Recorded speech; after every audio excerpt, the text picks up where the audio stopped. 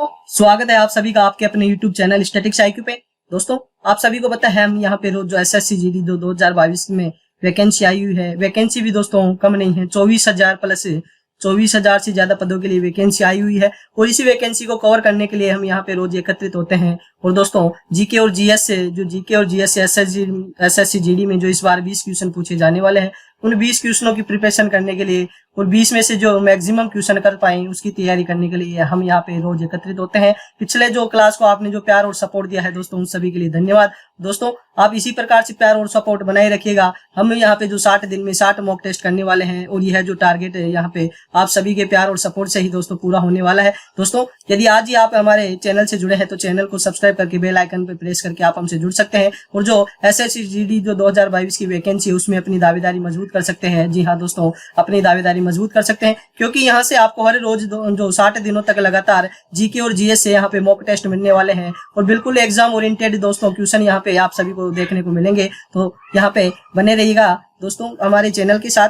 तो चलिए बिना समय खराब करते हुए आज जो SSC GD 2022 जीके जीएस का पार्ट 2 है उसके बारे में बात करते हैं। और जो क्वेश्चन 20 क्वेश्चन पूछे जाते हैं और रोज एग्जाम की तरह दोस्तों यहाँ पे ट्रीट करना है और आप यहाँ पे मॉक टेस्ट लगाएंगे। आपका स्कोर क्या रहता है वो आप सभी भी अपने जो नोटबुक में लिख लेंगे कि अपने 20 में से कितने क्वेश्चन राइट होते हैं, कितने गलत होते हैं। तो यहाँ पे आप इस प्रकार जो एक वे के अंदर कार्य करेंगे तो आप निश्चित तौर पे आपका जो दृढ़ संकल्प के साथ निश्चित रेगुलर कार्य करेंगे, नियमित रूप से कार्य करेंगे तो आप अपने लक्ष्य पे तक जरूर ही पहुंच जाएंगे। तो चलिए बिना समय खराब करते हुए आगाज करते हैं आज के सेशन का और चलते हैं प्रथम क्वेश्चन पर। प्रथम क्वेश्चन दिया गया है, पहला टीका किस प्रतिरक्षा के लिए विकसित किया गया था। तो दोस्तों क्वेश्चन पूछा गया है जो पहली वैक्सीन बनाई गई वह किस रोग के लिए बनाई गई। तो दोस्तों प्रथम वैक्सीन की बात करें तो जो चेचक रोग होता है, चेचक रोग के लिए प्रथम वैक्सीन बनाई गई। चेचक रोग को ही दोस्तों स्मॉल पॉक्स कहा जाता है, स्मॉल पॉक्स को चेचक रोग कहा जाता है। और बात करें चेचक की वैक्सीन सब या जो टीका जो चेचक का टीका है किसने निर्माण किया। तो दोस्तों 1796 में जो एडवर्ड जेनर ने चेचक के टीके का निर्माण किया। तो दोस्तों यहाँ से आप सभी को पता होना चाहिए जो पहला टीका बनाया गया वह चेचक रोग का बना। कब बना? 1796 में बना। और किसने बनाया? एडवर्ड जेनर ने बनाया। तो दोस्तों यहाँ से आपको 3 क्वेश्चन कन्फर्म होते हैं। फिर बात करें जो चेचक रोग होता है उस चेचक का वायरस क्या होता है, चेचक रोग का वायरस क्या होता है। तो यहाँ से चेचक रोग का वायरस होता है वेरियोला होता है, वेरियोला नाम से दोस्तों चेचक रोग का वायरस होता है। तो यहाँ से हमारे पास जो वायरस आया वेरियोला वायरस चेचक रोग का होता है। अब बात करें यहाँ पे क्षय रोग दिया गया है तो क्षय रोग क्या होता है उसके बारे में बात करते हैं। क्षय रोग कहा जाए या तपेदिक कहा जाए, तपेदिक भी कहा जा सकता है दोस्तों, तपेदिक भी कहा जा सकता है या टीबी कहा जाए, ट्यूबरक्लोसिस या दोस्तों ट्यूबरक्लोसिस कहा जाए, क्लोसिस, ये सभी एक ही रोग के नाम है दोस्तों। चाहे क्षय रोग कहा जाए, तपेदिक कहा जाए, टीबी कहा जाए, ट्यूबरक्लोसिस कहा जाए। तो दोस्तों ये सभी है जो एक ही रोग का नाम है और वह है टीबी और टीबी को ट्यूबरक्लोसिस कहा जाता है। अब बात करते हैं टीबी रोग में कौन सा टीका लगाया जाता है, टीबी में कौन सा टीका लगता है। तो टीबी में कौन सा टीका लगता है, जो टीका का नाम है BCG। और BCG का फुल फॉर्म क्या होता है? Bacillus comet Guérin, bacillus comet Guérin. तो दोस्तों यहाँ से आपसे यह क्वेश्चन पूछा जा सकता है कि जो टीबी का टीका है BCG उसकी खोज किसने की थी। तो दोस्तों यहाँ पे जो नाम दिया गया है कॉमेट, तो दोस्तों यहाँ से कॉमेट है जो उस वैज्ञानिक का नाम है जिसने BCG की खोज की थी। वैसे BCG की फुल फॉर्म के बारे में पता कर चुके हैं। तो दोस्तों यहाँ से इस प्रकार भी आपको जानकारियां पता होनी चाहिए। तो दोस्तों चलते हैं क्वेश्चन पर। पहला टीका किस रोग के लिए बनाया गया था। तो दोस्तों स्मॉल पॉक्स चेचक के लिए बनाया गया था। यहाँ से ऑप्शन नंबर 2 सही होने वाला है। चलिए इसी क्रम में आगे बढ़ते हैं और अगले क्वेश्चन पर बात करते हैं। अगले क्वेश्चन में कहा जा रहा है हाइडे स्पीच जो झेलम के युद्ध में किन 2 राजाओं के मध्य लड़ी गई। तो दोस्तों कल की क्लास में इस क्वेश्चन पे चर्चा कर चुके हैं। जो हाइडे स्पीच का युद्ध है, हाइडे स्पीच का युद्ध कहा जाए या झेलम का युद्ध कहा जाए या वितस्ता नदी का युद्ध कहा जाए, तो दोस्तों यह सभी एक युद्ध के नाम हैं। तो हाइडे स्पीच या झेलम नदी का जो युद्ध है दोस्तों वह किस सन में लड़ा गया। तो 326 ईसा पूर्व यह युद्ध लड़ा गया। और किन किन के मध्य लड़ा गया दोस्तों। तो सिकंदर वर्सेज जो राजा पोरस थे उनके मध्य यह युद्ध लड़ा गया। तो दोस्तों सिकंदर वर्सेज पोरस के मध्य यह युद्ध लड़ा गया। तो ऑप्शन नंबर 4 सही होने वाला है। चलिए आगे बढ़ते हैं और बात करते हैं अगले क्वेश्चन पर। अगला क्वेश्चन दिया गया है, सम्राट अशोक ने निम्नलिखित में से किस युद्ध के बाद बौद्ध धर्म ग्रहण किया। तो दोस्तों यहाँ क्वेश्चन आपसे जो सम्राट अशोक है उनसे पूछा गया है। तो दोस्तों यहाँ पे बात करेंगे सम्राट अशोक ने किस युद्ध के बाद बौद्ध धर्म ग्रहण किया। तो दोस्तों आप सभी को पता है सम्राट अशोक के द्वारा एक प्रसिद्ध युद्ध लड़ा गया और उस युद्ध का नाम है कलिंग युद्ध। जी हाँ, उस युद्ध का नाम है कलिंग युद्ध। अब दोस्तों बात करते हैं कलिंग युद्ध के बारे में। कलिंग युद्ध के बारे में बात करने से पहले दोस्तों हमें यह पता होना चाहिए जो कलिंग युद्ध लड़ा गया हुआ है एरिया अभी जो वर्तमान में किस क्षेत्र को कहा जाता है। तो दोस्तों प्राचीन काल में जो कलिंग क्षेत्र था वह है वर्तमान में दोस्तों अब उड़ीसा का क्षेत्र है। उड़ीसा का क्षेत्र है या कलिंग जो क्षेत्र है वह उड़ीसा में है, उड़ीसा का क्षेत्र है दोस्तों।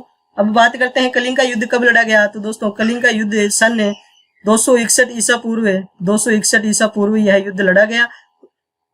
261 ईसा पूर्व यह युद्ध लड़ा गया कलिंग का युद्ध, और यह कलिंग है जो उड़ीसा में स्थित है। कलिंग का युद्ध दोस्तों उड़ीसा में सम्राट अशोक के द्वारा लड़ा गया। अब इससे संबंधित अशोक के जो शिलालेख है उनसे भी एक क्वेश्चन पूछा जाता है कि जो कलिंग के युद्ध का वर्णन किस शिलालेख में मिलता है। तो दोस्तों आपको यहाँ से इस प्रकार भी क्वेश्चन पूछा जा सकता है कि अशोक के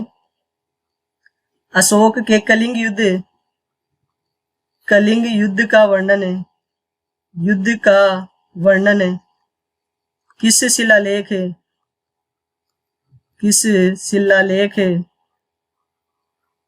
किस शिलालेख में मिलता है। तो दोस्तों इस प्रकार भी क्वेश्चन यहाँ से एग्जाम में पुटअप हो सकता है कि अशोक के कलिंग युद्ध का वर्णन है किस शिलालेख में मिलता है। तो दोस्तों अशोक के द्वारा जो लिखवाए गए शिलालेख उसके 13वें शिलालेख में कलिंग युद्ध का वर्णन मिलता है।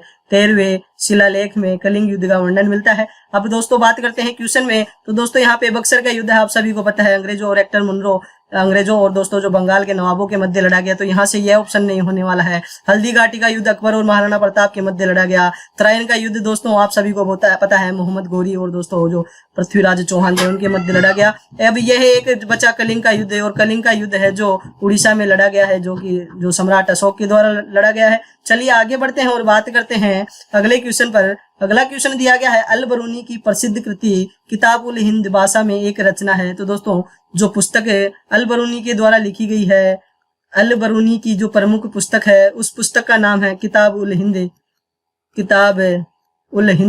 और किताब उल हिंद को दोस्तों किस भाषा में लिखा गया है, इस प्रकार से क्वेश्चन पूछा गया है। तो दोस्तों आप सभी को पता है अल बरूनी है जो मोहम्मद गजनबी के समय भारत में आए, और मोहम्मद गजनबी है दोस्तों यह अरबी है, और यह तो दोस्तों आप सभी को पता है यहाँ से यह पुस्तक जो है अरबी में लिखी गई है। तो ऑप्शन नंबर 4 सही होने वाला है। चलिए इसी क्रम में आगे बढ़ते हैं और अगले क्वेश्चन पर बात करते हैं। अगला क्वेश्चन दिया गया है, अकबर के साम्राज्य में सैन्य कमांडरों को क्या कहा जाता था। तो दोस्तों यहाँ से अकबर से क्वेश्चन पूछा जाना एग्जाम में श्योर है, और आप सभी को पता है मुगल काल से दोस्तों क्वेश्चन 101% छपते हैं। तो यहाँ पे बात करने वाले हैं मुगल काल की। दोस्तों मुगल काल की बात करें, पिछली क्लास में दिल्ली सल्तनत की सने आप सभी को याद करा दी गई, चाहे वह है दोस्तों दिल्ली सल्तनत की स्थापना से लेकर दोस्तों कितने राजवंशों ने राज किया। 1206 से लेकर दोस्तों 1290 तक जो गुलाम वंश ने, 1290 से दोस्तों 1320 तक फिर खिलजी वंश ने, 1320 से 1414 तक तुगलक वंश ने, 1414 से 1451 तक फिर राज किया शहद वंश ने, 1451 से 1526 तक लोधी वंश ने राज किया, और दो अंतिम जो राजा थे दिल्ली सल्तनत के वह थे इब्राहिम लोधी और दोस्तों जो बाबर है, बाबर के मध्य युद्ध होता है और उसमें इब्राहिम लोधी को मार दिया जाता है, और जो फिर आरंभ होता है मुगल काल का। और मुगल काल में जो सबसे पहले जो यहाँ पे राजा बनते हैं दोस्तों, बादशाह बनते हैं, पादशाह से बादशाह दोस्तों बनते हैं, तो उन क्रम में सबसे पहले बाबर बनता है। अब बात करने वाले हैं मुगल काल की।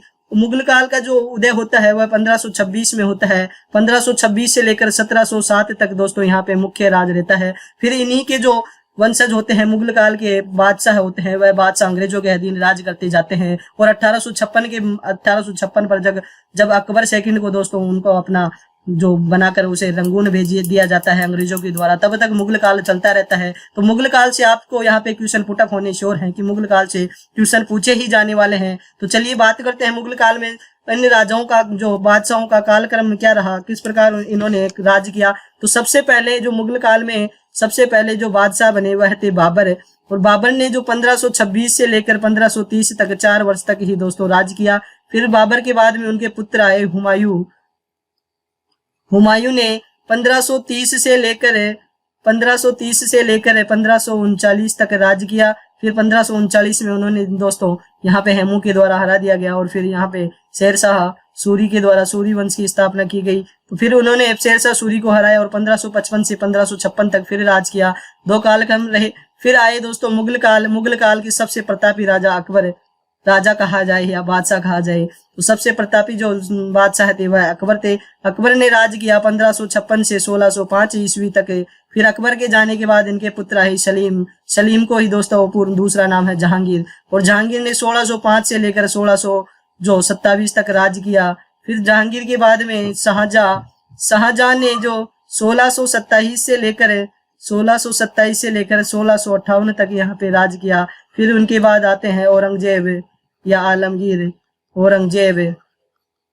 औरंगजेब ने 1658 से लेकर 1707 तक अपना जो बादशाह की गद्दी पर बैठे। तो इस प्रकार से यह मुगल काल के मुख्य राजा है। इन राजाओं से ही दोस्तों यदि बात की जाए तो मुगल काल से क्वेश्चन पूछा जाता है। इनकी सनों से भी क्वेश्चन पूछा जा सकता है किस कालक्रम में रहा। तो दोस्तों इनकी सनें भी आपको याद रखनी है। इन सनों को याद रखने का बेस्ट तरीका यह है, आप इन सभी सनों को एक पृष्ठ पर दोस्तों बिल्कुल स्पष्ट रूप से लिख लीजिएगा और उन्हें जो आप अपना नियमित स्थान है पढ़ने का उसके सामने दोस्तों पेस्ट करके आप रोज इनको देखकर बिल्कुल 101% याद रख सकते हैं काफी लंबे समय के लिए। दोस्तों क्वेश्चन पे बात करें, अकबर के साम्राज्य में सैन्य कमांडरों को क्या कहा जाता था, तो यहाँ से दोस्तों आपका आंसर होने वाला ऑप्शन नंबर 3 फौजदार कहा जाता था। चलिए आगे बढ़ते हैं और अगले क्वेश्चन पर बात करते हैं। होयसल वंश का संबंध किस राज्य से है, तो दोस्तों जो होयसल वंश है वह होयसल वंश के बारे में बात कर रहे हैं। होयसल वंश का संबंध किस राज्य से है, तो दोस्तों अब बात करेंगे कि होयसल वंश के बारे में यहाँ पे बात करने वाले हैं। होयसल वंश की जो स्थापना होती है वह 11वीं शताब्दी में होयसल वंश की स्थापना होती है। इसके संस्थापक की बात करें, होयसल वंश के जो संस्थापक की बात की जाए तो होयसल वंश का संस्थापक है नृपकाम द्वितीय है। नृपकाम द्वितीय ने होयसल वंश की स्थापना की। नृपकाम द्वितीय है। और जो इनकी जो होयसल वंश के राजा थे इनकी राजधानी क्या हुआ करती थी, राजधानी के बारे में बात करें तो राजधानी वेल्लूर इनकी राजधानी हुआ करती थी। और ये होयसल वंश है जो दोस्तों दक्षिण भारत का राजवंश है। जी हाँ, दक्षिण भारत का राजवंश है। और दक्षिण भारत में भी किस राज्य के हैं, तो दोस्तों यह है कर्नाटक राज्य के राजवंश है। तो यहाँ से होयसल का संबंध कर्नाटक राज्य से होने वाला है। एक बार फिर से देखते हैं दोस्तों, होयसल वंश की स्थापना 11वीं शताब्दी के समय में हुई। इसके संस्थापक थे नृपकाम द्वितीय। इनकी जो होयसल वंश की राजधानी हुआ करती थी वह थी वेल्लूर। और दोस्तों बात की जाए होयसल वंश दक्षिण भारत का राजवंश है और दक्षिण भारत में भी यह कर्नाटक राज्य से संबंधित है। तो यहाँ से आप सभी को यह और एक्स्ट्रा फैक्ट याद होनी चाहिए। चलिए आगे बढ़ते हैं और अगले क्वेश्चन पर बात करते हैं। अगला क्वेश्चन दिया गया है, लंदन में ब्रिटिश ईस्ट इंडिया कंपनी के गठन के समय निम्नलिखित में से कौन भारत का सम्राट था, तो दोस्तों यहाँ पे बात करने वाले हैं EIC। दोस्तों ईस्ट इंडिया कंपनी की बात करेंगे, ईस्ट इंडिया कंपनी की। तो दोस्तों ईस्ट इंडिया कंपनी की स्थापना की बात की जाए, ईस्ट इंडिया कंपनी की स्थापना 1600 ईस्वी में होती है। 1600 ईस्वी में दोस्तों वहां की जो 247 व्यापारियों का समूह होता है। इन्होंने जो वहां की जो रानी होती है इंग्लैंड की विक्टोरिया एलिजाबेथ होती है दोस्तों, विक्टोरिया एलिजाबेथ के दोस्तों इन्होंने यहाँ से जो प्राप्त होता है कि यहाँ भारत में जो बिल्कुल व्यापार करने का दोस्तों अधिकार पत्र प्राप्त करते हैं और यहाँ से ईस्ट इंडिया कंपनी की स्थापना होती है। अब बात कर रहे हैं जो सबसे पहले स्थापना 1600 ईस्वी में हो चुकी है। तो यहाँ पे अब बात की जाए, आपसे एक क्वेश्चन और पूछा जा सकता है कि जो पहले अंग्रेज कौन से हैं जो कि यहाँ पे अपने भारत में जो व्यापार करने का अधिकार प्राप्त करने यहाँ पे जो बादशाह के दरबार में आए, इस प्रकार से क्वेश्चन पूछा जा सकता है। तो क्वेश्चन इस प्रकार हो सकता है कि कैप्टन हॉकिंस किसके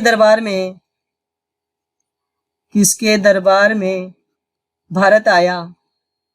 दोस्तों आप सभी को पता है जो कैप्टन हॉकिंस है पहले अंग्रेज हैं जो यहाँ पे व्यापार का अधिकार प्राप्त करने के लिए दोस्तों भारत आए थे। तो वह कैप्टन हॉकिंस है। कैप्टन हॉकिंस किसके दरबार में भारत आए थे, यह आप सभी को बताना है।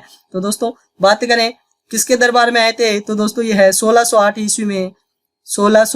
ईस्वी में जहांगीर के दरबार में आए थे। जहांगीर के दरबार में यह व्यापार का अधिकार प्राप्त करने के लिए आए थे। तो यहाँ से आप सभी का ऑप्शन होने वाला है ऑप्शन नंबर 2 जहांगीर। चलिए चलते हैं और बात करते हैं अगले क्वेश्चन पर। अगला क्वेश्चन है, फिरोज शाह तुगलक द्वारा स्थापित दार उल सफा क्या था? जो फिरोज शाह तुगलक है, तुगलक वंश में दोस्तों जो सबसे दोस्तों प्रतापी राजा हुआ करते हैं, वह है फिरोज शाह तुगलक है। और दोस्तों फिरोज शाह तुगलक के द्वारा जो स्थापित किया गया दार उल सफा, तो दोस्तों यह दार उल सफा है, एक निशुल्क अस्पताल है। तो यह एक निशुल्क अस्पताल है। और फिरोज शाह तुगलक के बारे में बात की जाए तो यह तुगलक वंश के दोस्तों सबसे प्रतापी शासक हुआ करते थे, फिरोज शाह तुगलक। चलिए इसी क्रम में आगे बढ़ते हैं और अगले क्वेश्चन पर बात करते हैं।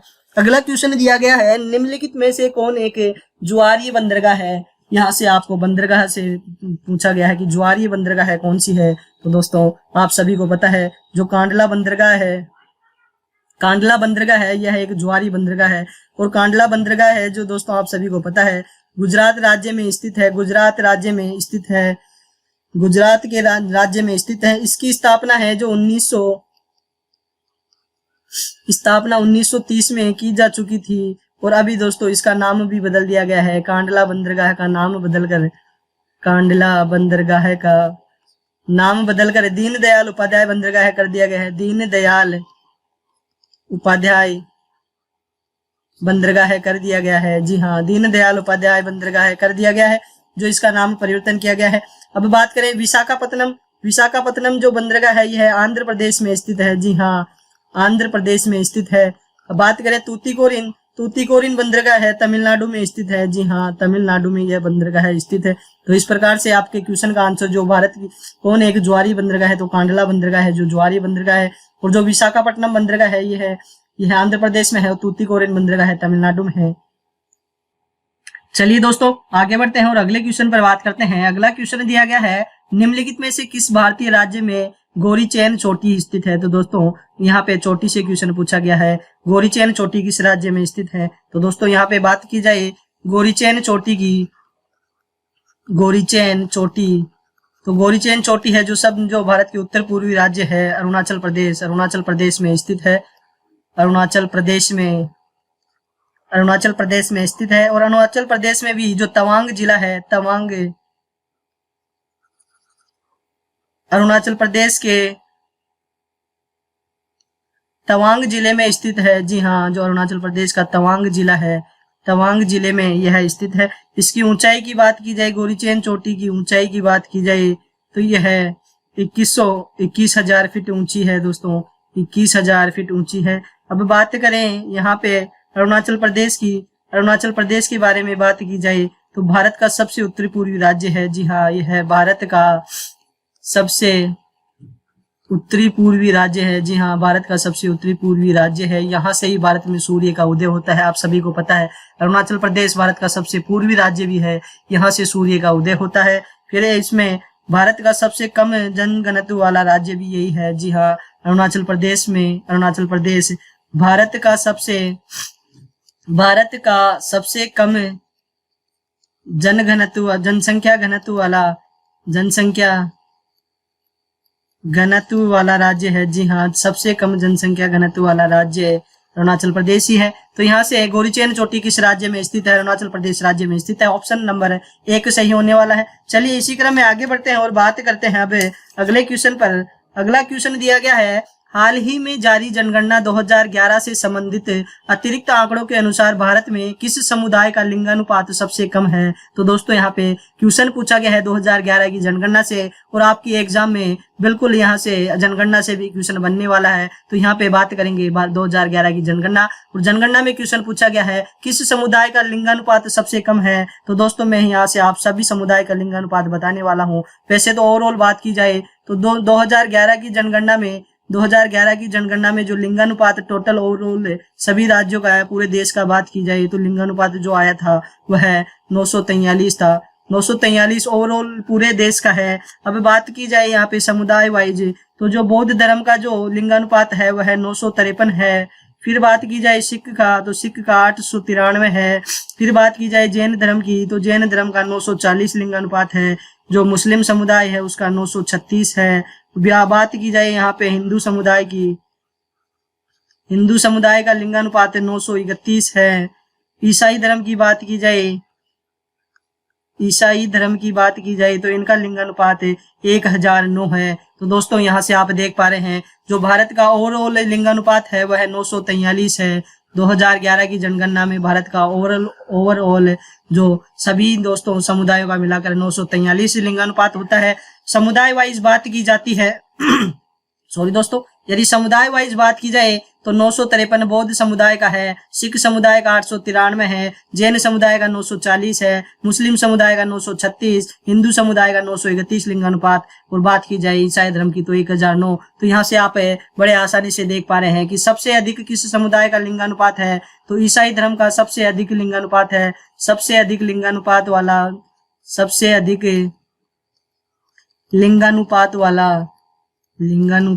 वाला समुदाय कौन सा है, तो वह है ईसाई धर्म है। सबसे अधिक लिंगानुपात वाला समुदाय ईसाई धर्म है। क्वेश्चन में पूछा गया सबसे कम लिंगानुपात वाला समुदाय कौन सा है, तो यहाँ से आप देख पा रहे हैं सिख समुदाय में 893 है। और यह लिंगानुपात किस प्रकार निकाला जाता है, तो बात करें प्रति हजार पुरुषों पर महिलाओं की संख्या, प्रति हजार पुरुषों पर महिलाओं की जो संख्या होती है, महिलाओं की संख्या ही लिंगानुपात होता है। तो यहाँ से आपको यह भी पता होना चाहिए कि लिंगानुपात क्या होता है। दोस्तों यहाँ से ये लिंगानुपात संबंधित सभी समुदायों के आंकड़े आप सभी के सामने हैं, आप बिल्कुल आसानी से यहाँ पे याद कर सकते हैं। चलिए इसी क्रम में आगे बढ़ते हैं और बात करते हैं अगले क्वेश्चन पर। अगला क्वेश्चन दिया गया है, भारत की 2011 की जनगणना के अनुसार निम्नलिखित में से किस केंद्र शासित प्रदेश में जनसंख्या घनत्व सबसे कम है। तो दोस्तों यह भी जनसंख्या से जो जनगणना से क्वेश्चन पूछा गया है। तो दोस्तों यहाँ पे बात करते हैं किस केंद्र शासित प्रदेश में जनसंख्या का घनत्व सबसे कम है। तो दोस्तों यहाँ पे बात करने वाले सबसे पहले एक तो राज्यों में बात करेंगे, फिर यूनियन टेरिटरीज जो होती है केंद्र शासित प्रदेश उसमें बात करने वाले हैं। तो राज्यों में यदि बात की जाए सर्वाधिक जनघनत्व वाला राज्य की बात की जाए, सर्वाधिक जनघनत्व वाला राज्य की बात की जाए, सर्वाधिक जनघनत्व की बात की जाए तो वह है 1106 प्रति वर्ग किलोमीटर है। 1106 प्रति वर्ग किलोमीटर। फिर बात की जाए कि इसमें जो न्यूनतम जनघनत्व की बात की जाए तो वह है 17 व्यक्ति प्रति वर्ग किलोमीटर है। और यहाँ पे यूनियन टेरिटरीज की बात की जाए केंद्र शासित प्रदेशों में सर्वाधिक जनघनत्व है, तो सर्वाधिक जनघनत्व दिल्ली जो राज्य है जो देश की राजधानी है उसका है। और इसमें दोस्तों समथिंग 11,297 प्रति व्यक्ति वर्ग किलोमीटर है। जी हाँ, प्रति व्यक्ति वर्ग किलोमीटर है। और सबसे न्यूनतम जनघनत्व यूटी की केंद्र शासित प्रदेश की बात की जाए तो यह है अंडमान एंड निकोबार द्वीप समूह की, वो जो है 46 व्यक्ति प्रति वर्ग किलोमीटर। जी हाँ, 46 व्यक्ति प्रति वर्ग किलोमीटर है जो अंडमान निकोबार द्वीप समूह का है। तो यहाँ से ऑप्शन नंबर 2 सही होने वाला है। चलिए इसी क्रम में आगे बढ़ते हैं और बात करते हैं अगले क्वेश्चन पर। अगला क्वेश्चन दिया गया है, महेंद्रगिरी पहाड़ियां डैश में स्थित हैं। दोस्तों तो यहाँ से महेंद्रगिरी की पहाड़ियां किस राज्य में स्थित है बताना है। महेंद्रगिरी की पहाड़ियां तो दोस्तों आप सभी को पता है महेंद्रगिरी की पहाड़ियां पूर्वी जो भारत है वहां स्थित है। तो पूर्वी तट पर स्थित है। यहाँ पे बात की जाए तो पूर्वी तट का दोस्तों राज्य एक तो तमिलनाडु है और एक उड़ीसा है। हिमाचल प्रदेश दोस्तों पूर्वी राज्य जो पूर्वी तट का नहीं है। महाराष्ट्र पश्चिमी तट पर स्थित है। तो इन दोनों राज्यों में से बताना है महेंद्रगिरी की पहाड़ियां कहाँ स्थित है। तो महेंद्रगिरी की पहाड़ियां दोस्तों जो ओडिशा में स्थित है। ओडिशा में भी जो गजपति जिले में स्थित है। जी हाँ, गजपति जिले के अंदर स्थित है। गजपति जिले में उड़ीसा में यह स्थित है। इसकी ऊंचाई की बात की जाए महेंद्रगिरी की पहाड़ियां है जो 1501 मीटर की ऊंचाई है। तो यहाँ से आप बड़े आसानी से बता सकते हैं महेंद्रगिरी की पहाड़ियां पूर्वी तट पर जो उड़ीसा के गजपति जिले में स्थित है। इसकी ऊंचाई के बारे में क्वेश्चन पूछा जाता है तो 1501 मीटर समथिंग 1500 मीटर की इनकी ऊंचाई है। इसी क्रम में अगले क्वेश्चन पर बात करते हैं। अगला क्वेश्चन दिया गया है, किस भारतीय राज्य में वन आवरण के तहत सबसे बड़ा क्षेत्र है। तो दोस्तों वन आवरण के आधार पर सबसे बड़ा क्षेत्र कौन सा है इसके बारे में पूछा गया है। तो दोस्तों आप सभी को पता है कि जो 2021 की वन रिपोर्ट आई है। तो दोस्तों वन रिपोर्ट के बारे में बात करें, वन रिपोर्ट प्रत्येक 2 वर्ष से जारी होती है। जी हाँ, प्रत्येक 2 वर्ष से जारी होती है। और ये है दोस्तों जो पर्यावरण वन और पर्यावरण का जो देहरादून में दोस्तों जो कार्यालय है वहां से जारी किया जाता है। देहरादून से यह रिपोर्ट जारी होती है। और इसके तहत भारत में कितने वन है, क्षेत्रफल के हिसाब से किस राज्य में अधिक है, किस में कम है, जो और वन आवरण के आधार पर या वन आच्छादन के आधार पर किस राज्य में अधिक है, इस प्रकार के समस्त आंकड़े आप सभी के समक्ष पेश किए जाते हैं। तो दोस्तों वन रिपोर्ट 2021 की जारी हुई है। यह प्रत्येक 2 वर्ष से जारी होती है। देहरादून में जो वन और पर्यावरण के जो संस्था है उसके द्वारा देहरादून द्वारा जारी की जाती है। अब दोस्तों बात करते हैं वन आवरण के तहत सबसे बड़ा क्षेत्र, वन आवरण के तहत सबसे बड़ा क्षेत्र के बारे में बात करें। सबसे बड़ा क्षेत्र, तो सबसे बड़ा क्षेत्र आप सभी को पता है एमपी मध्य प्रदेश में है। जी हाँ, मध्य प्रदेश में है। अब इसमें यह क्षेत्र कितना आता है इसके बारे में भी बात करते हैं। तो यह मध्य प्रदेश में स्थित है। मध्य प्रदेश में इसका जो क्षेत्रफल आता है वह 77,493 वर्ग किलोमीटर। जी हाँ, 77,493 वर्ग किलोमीटर के कुल क्षेत्रफल वन आवरण जो मध्य प्रदेश में स्थित है। तो यहाँ से आपको ऑप्शन नंबर 4 सही होने वाला है। चलिए इसी क्रम में आगे बढ़ते हैं और अगले क्वेश्चन पर बात करते हैं। पश्चिमी घाट में बड़ा अंतराल है किस दर्रे पर है। तो दोस्तों यहाँ पे दर्रा, तो दर्रा की बात की जाए दोस्तों, 2 ऊंची पहाड़ियों के मध्य एक संकरा जो क्षेत्र होता है या एक जो रास्ता होता है उसे दर्रा कहा जाता है। आप देख पा रहे हैं दोनों तरफ ऊंची पहाड़ियां हैं। ऊंची पहाड़ियों के मध्य जो आने जाने का स्थान होता है उसे दर्रा कहा जाता है। तो दोस्तों यहाँ दर्रा से क्वेश्चन पूछा गया है। अब बात करते हैं पश्चिमी घाट में सबसे बड़ा अंतराल या गैप, तो दर्रा कौन सा है, यहाँ से दर्रा कौन सा है। तो आप सभी को पता है जो पालघाट दर्रा है। पालघाट दर्रा के बारे में बात करें, पालघाट दर्रा तो आप सभी को पता है पालघाट दर्रा केरल राज्य के पलक्कड़ जिले के अंदर स्थित है। जी हाँ, पलक्कड़ जिले में स्थित है। और केरल की जो साइलेंट वैली भी है, जो केरल में साइलेंट वैली है, जी हाँ, साइलेंट वैली भी पलक्कड़ जिले में स्थित है। तो आप देख पा रहे हैं पलक्कड़ जिला कितना अहम जिला है जो केरल में स्थित है। साइलेंट वैली पलक्कड़ जिले में स्थित है। तो यहाँ से आपका क्वेश्चन में पूछा गया है पश्चिमी घाट में सबसे बड़ा दर्रा कौन सा है, तो वह है पालघाट दर्रा है। ऑप्शन नंबर ए सही होने वाला है। चलिए चलते हैं, इसी क्रम में आगे बढ़ते हैं और अगले क्वेश्चन पर बात करते हैं। निम्नलिखित में से कौन सा स्मारक उत्तर प्रदेश में स्थित नहीं है। जी हाँ दोस्तों, आपको एग्जाम में क्वेश्चन है, बिल्कुल एकदम दोस्तों आराम से पढ़ना चाहिए, बिल्कुल एक बार में क्वेश्चन उनको कवर करना चाहिए। निम्नलिखित में से कौन सा स्मारक उत्तर प्रदेश में स्थित नहीं है, यहाँ पे नहीं है के बारे में पूछा गया है। तो दोस्तों यहाँ पे बात करते हैं शेख सलीम चिश्ती का मकबरा, आप सभी को पता है फतेहपुर सीकरी यूपी के अंदर ही स्थित है। फतेहपुर सीकरी यूपी उत्तर प्रदेश में स्थित है। अकबर का मकबरा आप सभी को पता है जो अकबर का मकबरा सिकंदरा यूपी में स्थित है। फिर बात की जाए एतमाउद्दौला का मकबरा, ये एतमाउद्दौला का मकबरा भी आगरा में स्थित है। लेकिन बात की जाए जहांगीर का मकबरा, तो जहांगीर का मकबरा दोस्तों लाहौर पाकिस्तान में स्थित है। तो यहाँ से क्वेश्चन में पूछा गया है निम्नलिखित में से कौन सा स्मारक उत्तर प्रदेश में स्थित नहीं है। तो जहांगीर का मकबरा लाहौर पाकिस्तान में स्थित है। बाकी जो 3 ऑप्शन है, एतमाउद्दौला का मकबरा आगरा में यूपी में, अकबर का मकबरा सिकंदरा यूपी में, शेख सलीम चिश्ती का मकबरा फतेहपुर सीकरी यूपी में स्थित है। इस प्रकार से आप सभी को इनके जो दोस्तों मकबरों से भी क्वेश्चन पूछा जा सकता है। चलिए इसी क्रम में आगे बढ़ते हैं और अगले क्वेश्चन पर बात करते हैं। रेपसीड मस्टर्ड का राष्ट्रीय अनुसंधान केंद्र भारत के निम्नलिखित में से किस राज्य में स्थित है। दोस्तों यहाँ से मस्टर्ड के बारे में पूछा गया है। मस्टर्ड का जो राष्ट्रीय अनुसंधान है यह है राजस्थान, आपनो राजस्थान में स्थित है। जी हाँ, आपनो राजस्थान में स्थित है। तो यहाँ से आप सभी का ऑप्शन होने वाला है ऑप्शन नंबर ए। राजस्थान के भी किस जिले में स्थित है, तो राजस्थान के यह भरतपुर जिले में स्थित है। जी हाँ, भरतपुर जिले में स्थित है। राजस्थान का भरतपुर जिला फेमस है क्योंकि वहाँ पे रणथंभौर में गणेश जी का मंदिर भी है। रणथंभौर में जो गणेश मंदिर के लिए भी प्रसिद्ध है। और यहाँ पे गणेश मंदिर के अलावा जो केवलादेव घना पक्षी विहार भी है। जी हाँ, केवलादेव घना पक्षी विहार भी है दोस्तों। और इसे केवलादेव घना पक्षी विहार को दोस्तों जो रामसर स्थलों में शामिल किया गया है वही केवलादेव घना पक्षी विहार भरतपुर राजस्थान में स्थित है। तो यहाँ से आपका ऑप्शन नंबर ए होने वाला है। चलिए चलते हैं इसी प्रकार अगले क्वेश्चन पर। क्वेश्चन है सीता वॉरियर ऑफ मिथिला पुस्तक के लेखक कौन है। तो दोस्तों जो मिथिला है, मिथिला के अंदर ही जो माता सीता का जन्म होता है।